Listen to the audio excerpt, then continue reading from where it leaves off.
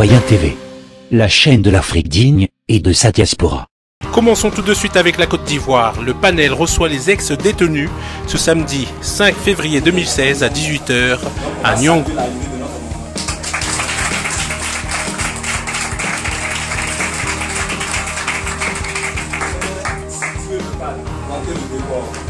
Il faut dire que dans ce pays où nous sommes, vous n'ignorez pas un moment que tous ceux qui ont choisi la voie du combat de Laurent Gbagbo, c'est ceux aussi qui en même temps ont choisi soit celle de la prison ou de la mort. Ceux qui ont la chance vont en prison. Donc des camarades sont allés en prison, d'autres camarades les y ont rejoints et d'autres ont été libérés par la grâce de Dieu. Donc nous sommes là aujourd'hui pour dire que ceux qui ont été libérés, ils sont venus pour t'entendre, mais pour dire en même temps, à un moment de nos réunions, de faire comprendre à Gbagbo Laurent qu'ils sont toujours dans le combat de Gbagbo Laurent. Ils sont toujours dans le combat de Gbagbo Laurent. Et eux-mêmes, ils ont dit, le terme, c'est de la prison au combat. De la prison au combat. Donc, maman, je ne serai pas long. C'est pour tes enfants que nous t'avons invité, afin que tu leur parles. La nourriture, ça c'est autre chose. Parce qu'on mange chaque jour. Ça va. On dit l'homme ne vivra pas seulement de pain, mais de toute parole qui sort de la bouche de Dieu. Et comme Dieu a ses représentants, et dans la politique, c'est vous qui l'avez choisi, la parole qui sortira de votre bouche. Donc nous sommes venus entendre la parole de Dieu qui va donner le souffle de vie à nos camarades qui ont été libérés pour continuer le combat de Laurent Gbagbo au moment de tes saluts. Voilà. Mais avant toi, je vais présenter quelqu'un parce que les autres tu les connais. Voilà. Donc je vais présenter une personne avant toi. Tu connais les autres? Oui. Voilà. Donc je vais présenter une personne avant toi. C'est le camarade qui est assis là. Voilà. C'est Thierry Mbengue, ta femme. Voilà.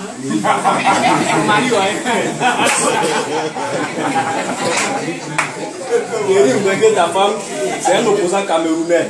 Il est président du mouvement qu'on appelle Malcon, mouvement africain pour la libération du continent. Et il est en train de mettre sur pied une plateforme panafricaine. Et donc il est venu en Côte d'Ivoire. Il a voulu être présent pour dire aussi bonjour à nos camarades qui ont été libérés.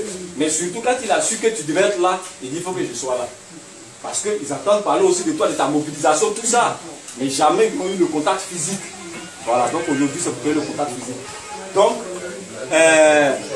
il va dire un mot pour un peu saluer les Ivoiriens, expliquer brièvement les choses au Cameroun. Après lui, il y a ton secrétaire national de la jeunesse qui va intervenir aussi pour te dire à quoi bas, parce qu'il faut qu'il t'accueille, c'est tout à fait normal. Et il est en même temps président de la CNJC. Et donc, après, il vient le président Yuambi. Le président Yuambi, ex-détenu. Oui, oui, bon, comme on n'a pas encore dissous, donc ça existe. Si la CNC existe. Voilà. Donc le président Yuambi, maman, va intervenir en tant qu'ex-détenu aussi, le président du COGEP, très proche de vous d'ailleurs. Donc lui aussi il va intervenir. Et après l'intervention du président Yuambi, c'est le camarade Nyaouré Hachi qui va parler au nom des détenus politiques qui ont été libérés. Après lui, vous maintenant, vous allez donner la dernière messe pour que nous puissions nous rapprocher de notre frère Gbagbo Laurent. Que Dieu bénisse la terre. Côte d'Ivoire toujours avec le message du président Laurent Gbagbo. Il faut avoir foi en ce qu'on fait. Moi, j'ai une foi en l'Afrique. C'est tout. Et je fais ce qui me semble bon pour l'Afrique. C'est ça que je fais. Le reste, c'est pas important. J'ai dit souvent à mes collaborateurs que celui qui veut être riche, il ne faut pas qu'il vienne faire la politique. Si quelqu'un fait la politique et qu'il devient riche, c'est qu'il est voleur. La politique n'est pas là pour enrichir les gens. En politique, on te donne les moyens pour que tu vives correctement, mais il y a un travail à faire. Si celui qui veut être riche, il fait des affaires. Il ne devient pas professeur, il ne devient pas journaliste, il ne devient pas caméraman, il ne devient pas homme politique. C'est pas des métiers où on devient riche, ça. C'est pas des métiers où on devient riche. Ça, c'est la première leçon que je voulais tirer. La deuxième leçon, c'est que tu peux partir de zéro et tu peux arriver au sommet. Pourvu que tu saches dès le départ où tu veux aller. Et que tu prennes les moyens pour arriver où tu veux arriver. Je me rappelle toujours d'une discussion que j'avais avec mes amis au lycée classique. On était un certain nombre qui voulions devenir président. Chacun dit va devenir président. Et il y en a un qui m'a dit, moi je vais d'abord faire les affaires, parce que sans argent on ne peut pas faire la politique, on ne peut pas devenir président. Et je lui ai dit, moi, c'est parce que je ne vais pas faire les affaires, que je vais être pauvre, que je vais avoir les mains propres et que je vais devenir président. Aujourd'hui, mon ami, il a eu beaucoup d'argent, effectivement. Il a beaucoup d'argent, mais il n'est jamais devenu président. Il n'a jamais même été candidat. Voilà, il n'a jamais été candidat.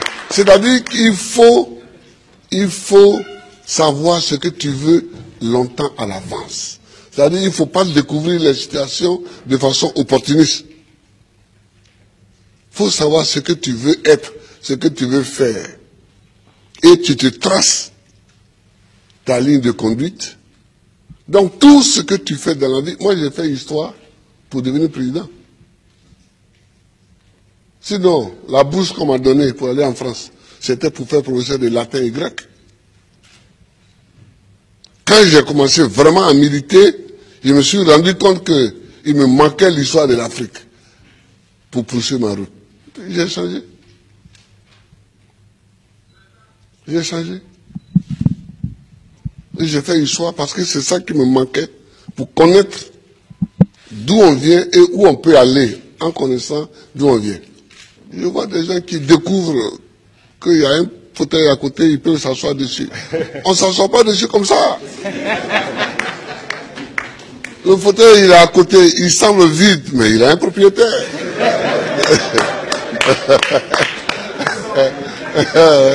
Il a un propriétaire. C'est quand tu veux t'asseoir dessus que tu te rends compte qu'il a un propriétaire. Et le propriétaire, il faut savoir que le propriétaire du fauteuil présidentiel, c'est le peuple. Il faut toujours savoir ça, que c'est le peuple. Tu as beau être ce que tu es, si tu ne sais pas que c'est le peuple, et que tu ne te conduis pas en conséquence, tu ne peux pas t'asseoir dessus. C'est tout ça que moi j'ai envie que les Africains sachent. Et puis, il faut aimer son pays, il faut aimer l'Afrique. Et pour finir, actualité en France. Madame, monsieur, bonsoir. Marine Le Pen et le Front National accueillis en sauveur au Salon de l'Agriculture. La présidente et plusieurs cadres du parti étaient en visite porte de Versailles mardi matin. TV Liberté était au rendez-vous. Arnaud Menu. Le Salon de l'Agriculture, rendez-vous immanquable pour le Front National. Marine Le Pen, Florian Philippot et Marion Maréchal Le Pen étaient tous les trois aux côtés des agriculteurs pour écouter leurs craintes et répondre à leurs inquiétudes. Les cadres du Front National ont également pu constater que leur cote de popularité était au plus haut parmi les paysans français. D'ores et déjà en campagne pour 2017, Marine Le Pen a dressé le bilan des événements récents et a directement mis en cause l'Union européenne. C'est un salon de combat cette année. Les événements très graves que nous avions prévus d'ailleurs dans tous les domaines, eh bien, démontrent que nous avions raison. Et la situation aujourd'hui de l'agriculture et de l'élevage est une véritable catastrophe. Il faut maintenant engager un violent bras de fer avec Bruxelles, parce que pour sauver la peau des éleveurs et des agriculteurs français, il faut avoir la peau de Phil Hogan, ça c'est une évidence. Je propose que l'on remette en place les conditions de gestion des crises. Je propose que l'on remette en place les moyens de régulation pour obtenir des prix pour nos éleveurs. Je propose l'étiquetage obligatoire, né, élevé, transformé. Le vice-président du Front National, Florian Philippot, suit Marine Le Pen et attaque l'Union européenne. Il a répondu à nos questions.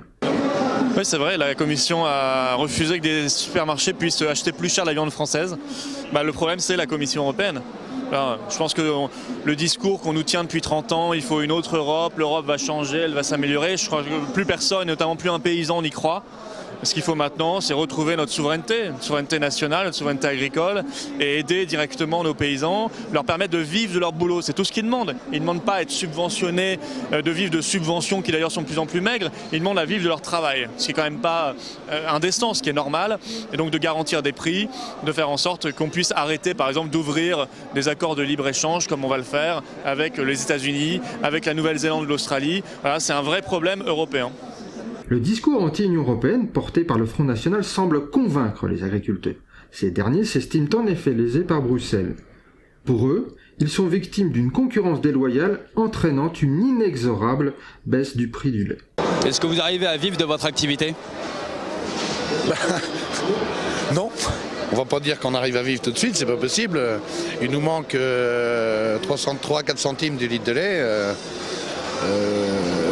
Moi j'ai jamais vu ça, j'ai 30 ans de carrière, on arrive quand même à, depuis un an, on peut serrer les boulons partout sur nos entreprises, on arrive avec des découverts, des factures qui restent sous le coude, qu'il faut payer en retard. Non, on a beaucoup de mal à vivre de notre métier en laitière tout de suite, hein, ça c'est clair. À qui la faute à l'Europe aussi, il n'y a pas que le gouvernement français, on vit en Europe. Il y avait des quotas laitiers, on les a supprimés, qui fait qu'aujourd'hui la production, on l'a tous monté un peu. On se retrouve avec trop de lait produit et ça fout la crise, quoi. Je crois qu'il faudrait revenir à être contingenté et puis qu'on ait un prix du lait décent, quoi. Aujourd'hui, il y a beaucoup moins d'argent qui rentre, c'est par rapport au prix du lait. Et on a un prix du lait qui est trop bas, puisqu'il nous faut 450 € des 1000 litres pour vivre. Et aujourd'hui, on a un prix du lait payé à l'éleveur chez nous, parce qu'on a race normande, à 325 € maximum des 1000 litres. Hein. Et le prix de base actuellement, il est à 260 € des 1000 litres. La faute, tout simplement, on met ça sur le dos de l'Europe, peut-être. Ils ont sûrement des torts par rapport à l'arrêt des quotas laitiers. Hein. Aujourd'hui, le marché du lait, il est engorgé par la surproduction, hein, notamment au niveau de l'Europe, hein, des pays européens. Nous, en France, on a encadré notre production par des contrats. Aujourd'hui, on n'est pas en surproduction, on est plutôt en sous-production encore. Hein, on ne peut pas laisser les pays européens produire du lait pendant que nous, on respecte et on encadre notre production. Est-ce que vous pensez que le gouvernement peut vous sortir de la crise ? Le gouvernement a tout intérêt, hein. J'ai discuté avec François Hollande et il a tout intérêt à nous sortir de la crise rapidement parce que ça va être une vraie révolution. Malgré l'hostilité des agriculteurs pour la grande distribution, plusieurs grandes enseignes sont présentes au Salon de l'Agriculture. Une présence décriée par les petits exploitants. C'est vrai qu'ici, les distributeurs comme Lidl qui sont là, c'est pas bien. Salon de l'Agriculture en France, c'est pas bien. Tous ces gens-là, ils en vivent, ils prennent la place notamment des éleveurs. Mais boycotter le salon aujourd'hui, non, je suis pas d'accord. Quand on voit le monde qui vient nous voir et qui sont avec nous, nous, ça nous rassure vachement. Et ça aurait été une bêtise de boycotter le salon.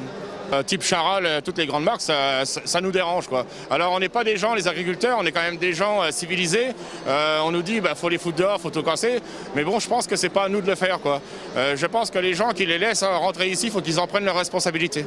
Qu'est-ce que les agriculteurs reprochent à ces grandes marques ? De toute façon, c'est d'importer la viande étrangère sous le nom de la viande française. C'est des tricheurs, tout simplement. Voilà. Et ils font passer des messages aux consommateurs qu'ils utilisent, qui font manger de la viande française. Et tout ça, il y a beaucoup de viande d'importation qui passe dans toutes ces boîtes-là, quoi, là. Au détriment de l'élevage français. Citoyen TV, la chaîne de l'Afrique digne et de sa diaspora.